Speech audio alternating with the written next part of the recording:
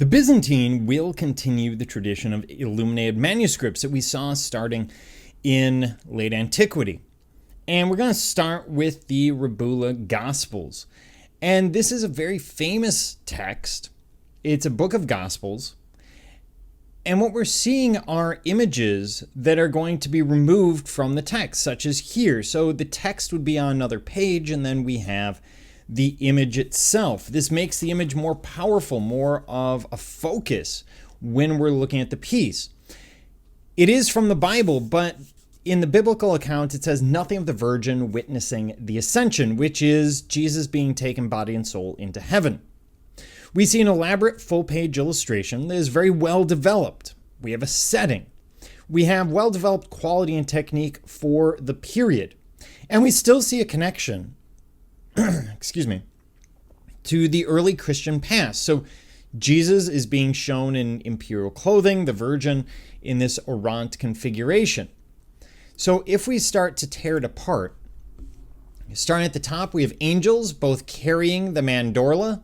So they are assisting Jesus into heaven, but also bringing gifts to Jesus, sort of a homecoming.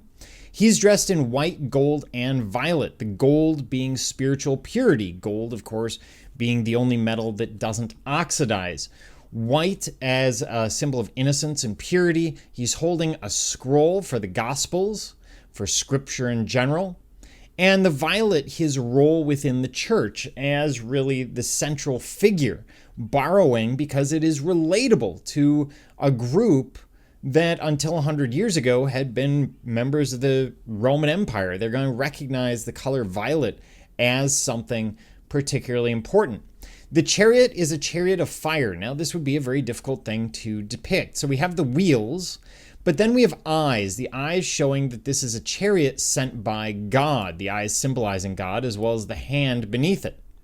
And then we have these four figures, a lion, a human, an eagle, and an ox. They are the four evangelists, Matthew, Mark, Luke, and John, because Jesus is fulfilling through the Gospels the prophecies that were laid out in the Old Testament. So it's getting at some pretty complex ideas here.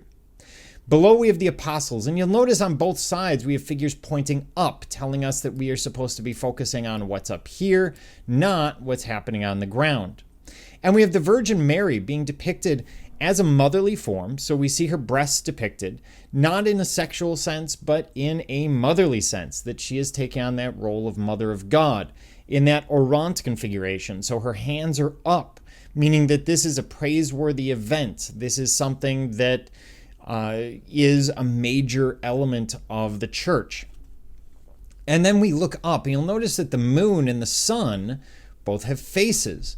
This is referring to the pagan past, the idea that the pagan gods have accepted the coming of Jesus as this true salvation, almost as if paganism has accepted the monotheism of Christianity, which in Europe at the time, by 586, it really has in many ways.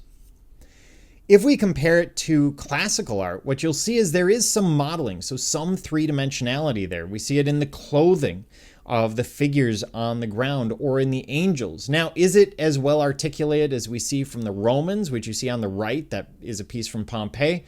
No, but compared to what we've been looking at, it is much better. The figures are going to be proportional. They look different. Each face, each character looks different from one another, very different from what we saw in late antiquity. It's not giving us the sense of mass, so the sense that we can pick up these figures and pull them out of the screen the same way, or out of the image, the same way that the Romans do, but they are on the way to doing that. So it should not be seen as a particular lack of skill that's going on. Rather, they are going through a renaissance at this point and redeveloping art in what will become the Byzantine tradition.